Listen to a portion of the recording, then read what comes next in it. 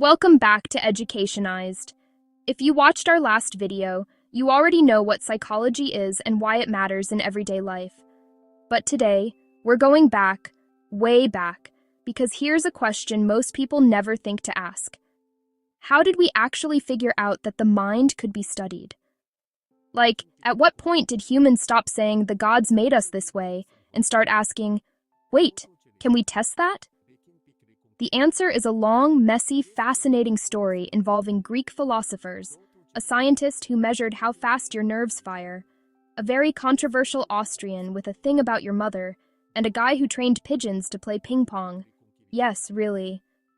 So buckle up. This is the history of psychology. Let's start around 400 BCE in ancient Greece, where a group of philosophers were doing something genuinely radical for their time. They were trying to explain human behavior without just blaming the gods. Socrates, you know the name, didn't write anything down himself. Everything we know about him comes through his students.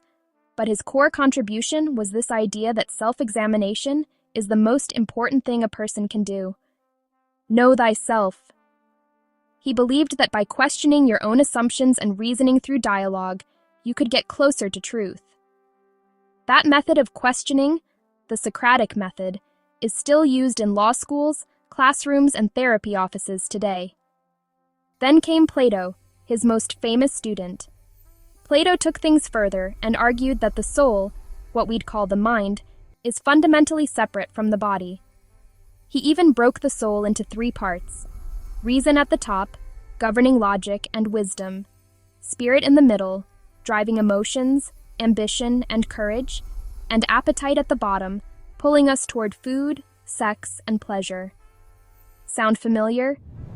We'll revisit that structure when we get to Freud, because the parallel is honestly kind of striking. But it was Aristotle who changed the game most dramatically. Aristotle was Plato's student, but he wasn't afraid to disagree with his teacher. Where Plato said the mind and body are separate, Aristotle said, no, they are one. You cannot understand the mind without understanding the body. He wrote De Anima, on the soul, which is one of the earliest systematic attempts to explain perception, memory, imagination, and thought. He classified different types of souls across living things. Plants have a nutritive soul, animals have a sensitive soul, and humans have a rational soul.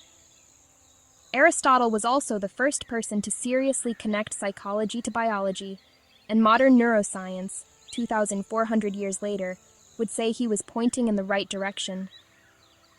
The Greeks gave us the mind-body debate. Is the mind separate from, or part of, the physical body?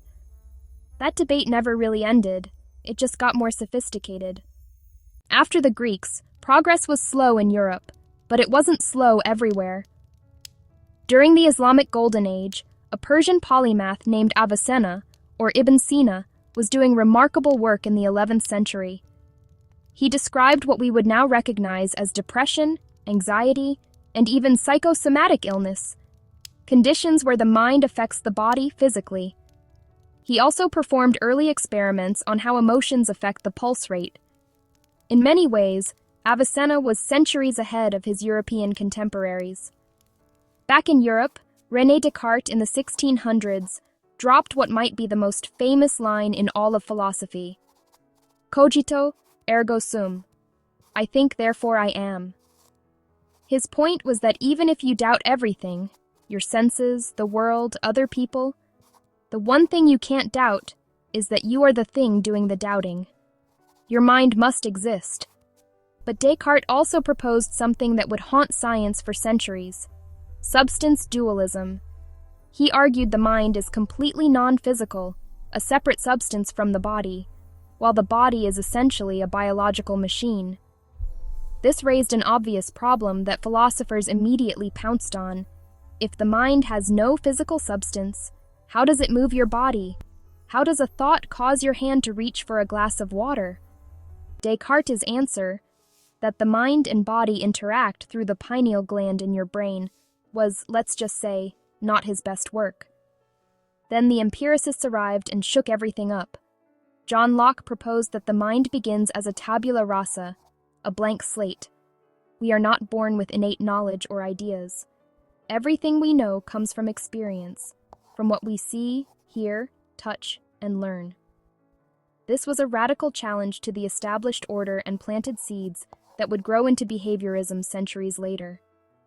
David Hume went even further, arguing that even our sense of having a stable self is an illusion, just a bundle of perceptions flowing together. There is no unchanging soul underneath, just a stream of sensations and memories. And Immanuel Kant pushed back on both of them, insisting the mind isn't a passive recorder of experience. It actively organizes experience using built-in mental structures like space, time, and causality. The mind, for Kant, shapes reality as much as reality shapes the mind.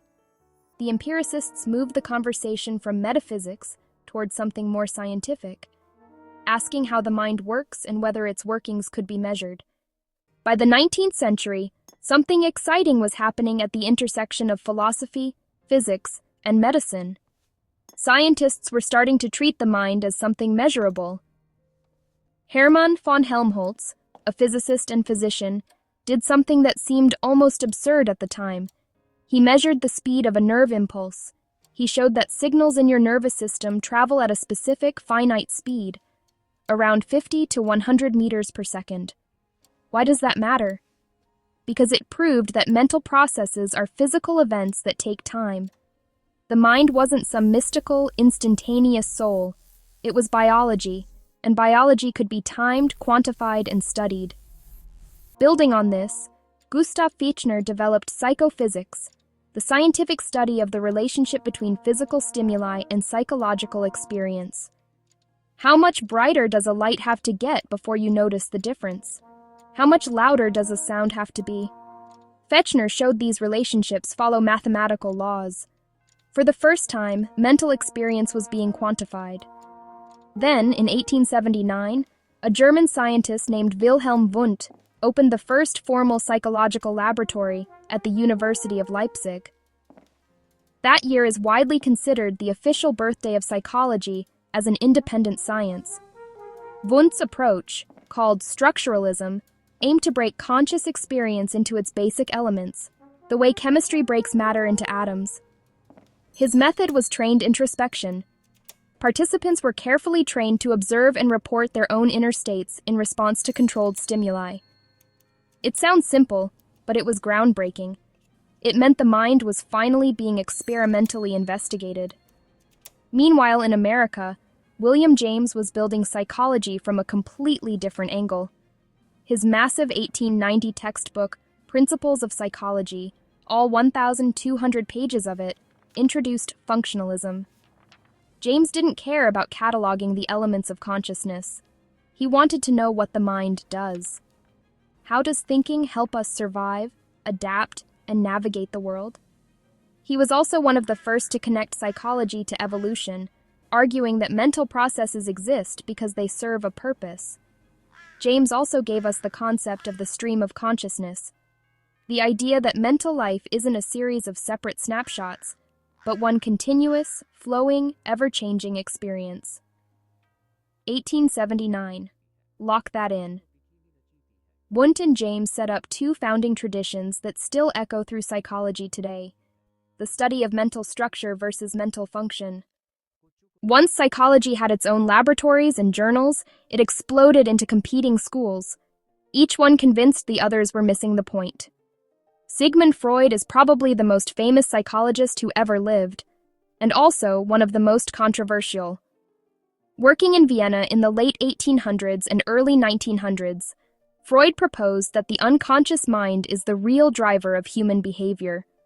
Most of our thoughts, desires, fears, and memories, especially the painful ones, are hidden beneath conscious awareness, buried there by a process he called repression. These hidden forces express themselves in dreams, in slips of the tongue, in irrational fears, and in the symptoms of mental illness.